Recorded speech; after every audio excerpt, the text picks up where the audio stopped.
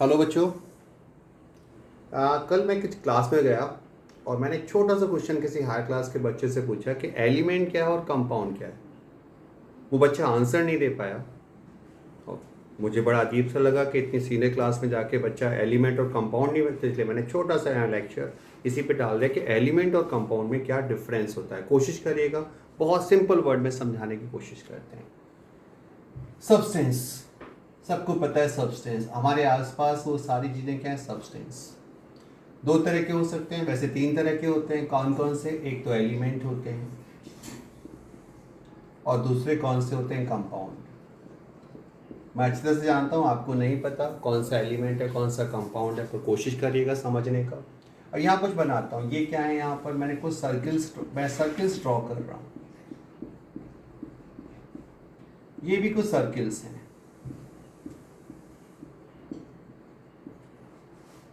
यहाँ कुछ ट्राइंगल भी मैंने ड्रॉ कर दिया, कुछ रेक्टेंगल भी हैं। अब ये क्या है, अच्छे से डायग्राम दिख रहा हूँ, क्या दिख रहा है? ये अर्थ है हमारी भाई, डिफरेंट काइंड के यहाँ पर सब्सटेंस प्रेजेंट है, बहुत तरह के सब्सटेंस यहाँ पर प्रेजेंट है। हम क्या करते हैं, इनको सेपरेशन करते हैं। अब हम क्या करते हैं, देखिए ध्यान से, ये सारे मैंने एक जगह इकट्ठे कर लिए, इसमें से फिल्टर कर रहा हूं, इसमें से कुछ ऐसे इकट्ठे कर लिए, कुछ यहाँ पे मेरे पास रेक्टेंगल थे, रेक्टेंगल को अलग बने, रेक्टेंगल से अलग फाइंड कर लिए। और यहाँ पर क्या थे, और क्या है, डार्क सर्किल्स हैं, डार्क सर्किल्स पे अलग कर लिए। हाँ जी, तो ये मैंने यहाँ पर क्या था, यहाँ कॉम्बिनेशन में प्रेजेंट थे और यहाँ मैंने इन सबको क्या कर लिया, सेपरेट कर दिया। क्या ये अब ये प्योर फॉर्म में है, क्या ये प्योर ट्राइंगल रखे हुए हैं, क्या ये प्योर रेक्टेंगल रखे हुए हैं, और क्या ये pure dark circles, dark sphere रखे हुए हैं। तो ये जब प्योरिटी के साथ रखे होते हैं तब उसे क्या कहते हैं हम लोग, एलिमेंट। दोबारा से आ जाए, अब ये क्या है, इसको हम बाद में बात करें। अब एलिमेंट जो होते हैं यहाँ फिर से बात करते हैं। अब देखिएगा ध्यान से, हमने कहा यहाँ पर ये कुछ ऐसे हैं। अब बताओ यहाँ क्या प्रेजेंट है। आप कहोगे सर यहाँ पे हॉलो सर्किल्स हैं, सारे के सारे सर्किल्स ही तो बने हैं। अच्छा यहाँ पे क्या है,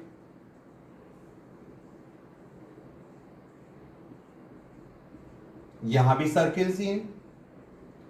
तो यहाँ पे क्या है, सारे सर्किल आपने अलग अलग जोड़ रखे हैं और यहाँ पे सारे सर्किल, कुछ सर्किल आपने इकट्ठे के ज्वाइंट फॉर्म में लिखे हुए हैं। तो कंफर्म सी बात है, मैं यहाँ बताने की कोशिश यही कर रहा था, एलिमेंट जो होते हैं ये क्या है, जब पार्टिकल सिंगल रखा होता है तब उसे कहते हैं आप एटम, और जब जुड़े रखे होते हैं तब आप उसे कहते हैं मॉलिक्यूल्स। ओके, एग्जाम्पल पढ़ते हैं। आपने लिखा Fe, तो इसका मतलब क्या है, सारे एटम है Fe के हैं। आपने लिखा कॉपर, तो आपने कहा सारे एटम कॉपर के हैं। आपने लिखा हीलियम, तो ये सारे एटम हीलियम के हैं अब। ओके, और आपने क्या लिखा है, कुछ और लिख दिया, और क्या लिख सकते हैं हम लोग, आर्गन लिख दिया तो भी आर्गन है, और भी जिंक लिख दिया। ये सब किसको रिप्रेजेंट कर रहा है, एटम को। यानी कि एलिमेंट क्या है, एलिमेंट वो है जिसमें एक ही तरह के एटम प्रेजेंट होते हैं, उसे क्या बोलते हैं आप लोग, एटम। एलिमेंट दो तरह का हो सकता है, एलिमेंट मे बी एटॉमिक और may be molecular. Point clear हुआ?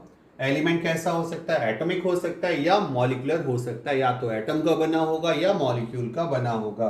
बट ऑब्वियसली उसके अंदर पाए जाने वाले पार्टिकल सब एक जैसे होंगे, चाहे वो पार्टिकल एटॉमिक हो चाहे वो देखो यहाँ पर भी, यहाँ क्या है तो सर्किल ही। अब जैसे हमने लिख दिया P4, P4 का मतलब होता है फास्फोरस के अंदर एक मॉलिक्यूल में 4 एटम फास्फोरस प्रेजेंट हैं। हमने लिखा एसिड, तो भी ये वही बात है, सल्फर के 8 एटम एक मॉलिक्यूल में, पर यहाँ पर होंगे तो सारे पार्टिकल एक जैसे ही। जब यूनिफॉर्मिटी प्रेजेंट है, एक ही तरह के पार्टिकल प्रेजेंट होते हैं, उसे क्या कहेंगे हम लोग, उसे हम लोग बोलेंगे ये मॉलिक्यूलर एलिमेंट है। अब बात करते हैं कंपाउंड की। कंपाउंड क्या होता है, देखिए ध्यान से। अब हमने कहा ये हमारे पास क्या है, एक पता नहीं क्या है, इसके साथ ये दो लग गए, अच्छी देखो स्माइली सी बन गई होगी। ये क्या है, फिर से वही कंडीशन आ गई। ये क्या है, फिर से वही कंडीशन आ गई। हाँ, तो यहाँ पे कितने तरह के एटम प्रेजेंट हैं, आप कहोगे कम से कम 2 तरह के तो हो गए ना। हमने क्या किया, देखो ध्यान से, ये क्या है, एक एटम है, इसके साथ हमने ये लगा लिया। बताओ देखो, बनाया हुआ है ऐसे मैंने यहाँ पर, ये क्या बनाया देखो ध्यान से, है ना, अलग अलग चीजें हैं। तो ये क्या है, ये पहला मॉलिक्यूल है, ये कैसा है दूसरा मॉलिक्यूल, पर इनके अंदर एटम्स कैसे हैं, एटम अलग अलग। आप क्या ऐसे H2O नहीं पढ़ सकते, पढ़ लो देखो H2O कैसे, बीच में क्या प्रेजेंट है, एक ऑक्सीजन है और साथ में क्या लगे हैं, 2 हाइड्रोजन लगे हुए हैं। तो ये हाइड्रोजन रिप्रेजेंट, यहाँ कितने एलिमेंट प्रेजेंट है, 2 एलिमेंट प्रेजेंट है। तो इस कंडीशन में से क्या पढ़ा हम लोगों ने, ये कंपाउंड है पर है तो ये भी मॉलिक्यूल। ऐसे ही क्या ऐसे CH4 नहीं पढ़ सकते, सेंटर वाला कौन सा हो गया, सेंटर में कार्बन मान लीजिए आप, और कार्बन के सराउंडिंग क्या लगा रखे हैं आपने, 4 H लगा रखे हैं, है तो ये भी मॉलिक्यूल, है तो ये भी मॉलिक्यूल, पर ये किस में आएगा, कंपाउंड में हो। तो कंपाउंड में क्या डिफरेंस है, एलिमेंट में जो एटम होते हैं वो सब एक तरह के होते हैं, पर कंपाउंड के अंदर जो एटम्स होते हैं वो एक से ज्यादा तरह के हो सकते हैं। तो मॉलिक्यूल 2 तरह के पढ़ा गया, ये कैसा है, होमो एटॉमिक मॉलिक्यूल है। होमो का मतलब जानते होगे सेम एटम्स है इसके अंदर, और यहां पर ये मॉलिक्यूल कैसे लिखे, ये हेट्रो एटॉमिक मॉलिक्यूल्स हैं। हेट्रो मतलब, हेट्रोएटॉमिक मतलब जिसके अंदर एटम्स अलग अलग तरह के होते हैं, उन्हें क्या कहेंगे आप, हेट्रोएटॉमिक मॉलिक्यूल्स। तो यहां पर एक और खास बात है, क्या, ratio of element in compound always fixed. जैसे आप देख पा रहे हैं CH4 लिखा मैंने, CH4 का मतलब एक कार्बन 4 हाइड्रोजन के साथ है, ये किसका मॉलिक्यूल है, किसका मॉलिक्यूल है, मीथेन का मॉलिक्यूल है, जहां पर एक कार्बन 4 हाइड्रोजन के साथ कोऑर्डिनेट करता है, किसका मॉलिक्यूल है, वाटर का है, जिसमें एक ऑक्सीजन 2 हाइड्रोजन के साथ कोऑर्डिनेट करता है। तो आपको ध्यान क्या रखना है, कंपाउंड के अंदर एक से ज्यादा एलिमेंट प्रेजेंट होंगे, कंपाउंड भी मॉलिक्यूल के बने होते हैं और एलिमेंट भी मॉलिक्यूल के बने हो सकते हैं, पर ये फिक्स है कि कंपाउंड के अंदर जो एटम मॉलिक्यूल्स होंगे वो हेट्रोएटॉमिक ही होंगे, पर एलिमेंट के मॉलिक्यूल्स होमोएटॉमिक होंगे, या एलिमेंट किसके बने होंगे, एटम्स के बने होंगे। तो क्या ये बात क्लियर हुआ, बहुत सीधा सा लॉजिक है, बहुत ज़्यादा परेशान होने की आवश्यकता नहीं है। अब तीसरी चीज़ आ जाती है इसमें, मैं एलिमेंट को रफ कर लेता हूँ। तीसरा यहाँ पे आगे मैंने बताया कि जगह नहीं है तो हम यहाँ पे आगे से पढ़ लेते हैं, रफ कर देते हैं। आपके पास तो है ना वीडियो, आप ये वापस जाके देख सकते हो। हम ही तो नहीं जा सकते पर आप तो जा सकते हो, हम जाएंगे दोबारा बनाना पड़ेगा। तीसरा आता है मिक्सचर, नाम से क्लियर है, मिक्सचर है, इसका कोई कॉम्बिनेशन नहीं होगा, कोई फिक्स रेशियो प्रेजेंट नहीं होगा। यहां पर हमने कहा ये क्या है, ये एक एटम है, एक इसके साथ है, ये क्या है, एक एटम है, इसके साथ 2 है, ये क्या है, फिर से वही कंडीशन।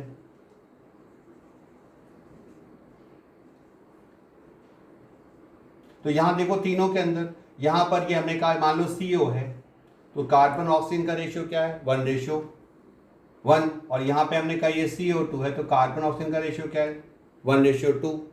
तो ये ऐसे करके कोई चार्ट में एक सब चीजें एक साथ प्रेजेंट हैं, तो उस कंडीशन में उसे क्या कहेंगे, मिक्सचर। तो मिक्सचर कैसा हो सकता है, रेशियो फिक्स नहीं है। एटमॉस्फेयर के अंदर भी आप कमरे में देखो, घर में चले जाओ अपने में, धूप बत्ती जला दो, धूप बत्ती जलाने के बाद क्या होगा, कमरे में कार्बन डाइऑक्साइड की अमाउंट बढ़ेगी घटेगी, कंफर्म सी बढ़ जाएगी, ऑक्सीजन का रेशियो घट जाएगा। दूसरे कमरे में जहां धुआं नहीं होगा वहां पे ऑक्सीजन ज्यादा होगी, कार्बन डाइऑक्साइड कम होगी, तो क्या होगा, दोनों कमरों में रेशियो कैसा हो गया, अलग अलग। तो यही तो मिक्सचर है। मिक्सचर में रेशियो कैसे होते हैं, अलग अलग होते हैं। ओके, ये मिक्सचर मॉलिक्यूलर भी हो सकता है और एटॉमिक भी हो सकता है। अब मान लेते थे हमने यहाँ पे क्या किया, यहाँ पे आयरन डस्ट और कॉपर डस्ट ले ली, तो आयरन में डस्ट किस में क्या क्या मिला, आयरन डस्ट में कॉपर डस्ट, ये रेशियो कुछ भी हो सकता है। चलो एक और छोटा सा एग्जांपल लेते हैं, सब लोगों को पता है गोल्ड ऑर्नामेंट्स। गोल्ड ऑर्नामेंट में क्या मिला होता है, कॉपर मिला होता है ना, प्योर गोल्ड तो कोई पहनता नहीं, 100% प्योर। तो गोल्ड में क्या मिला है, कॉपर। क्या सारे गोल्ड में कॉपर की अमाउंट इक्वल होती है, बिल्कुल नहीं, कहीं ज्यादा और कहीं कम। गोल्ड में यूनिफॉर्मिटी ज्यादा होगी, पर हम मार्केट में जाते हैं, गोल्ड हमें 48,000 के रेट में मिल जाता है, 45 भी रेट मिलेगा, 36 भी रेट मिल जाएगा, 34 के रेट में भी है। कैरेट का फर्क होता है ना, यहाँ 14 कैरेट का गोल्ड है तो 35,000 के आसपास होगा, पर उसमें क्या होगा, कॉपर की अमाउंट ज्यादा देगा 10 ही ग्राम, पर 10 ग्राम में से मालूम पड़ा 6 ग्राम तो क्या है, गोल्ड है, बाकी का कॉपर डला हुआ है। कॉपर तो सस्ता आता है। और 24 कैरेट गोल्ड होगा तो 100% क्या होगा, उसमें गोल्ड होगा, तो पर रेशियो कैसा होगा, वेरिएबल। तो जब रेशियो बदलता है तो उस कंडीशन में उसे क्या कहते हैं, मिक्सचर। तो डेफिनेशन वाइज देखा जाए तो यहां पर रेशियो कैसा होता है, रेशियो वेरिएबल होता है, यानी हर जगह पर रेशियो बदलता रहेगा तो उसे क्या कहेंगे आप, मिक्सचर कहेंगे। और यदि रेशियो भी कांस्टेंट होता है तो उस कंडीशन में आप उसे कंपाउंड के। तो बहुत छोटा सा डिफरेंस, आई थिंक बात मेरी क्लियर हो गई होगी। ओके बच्चों, बाय।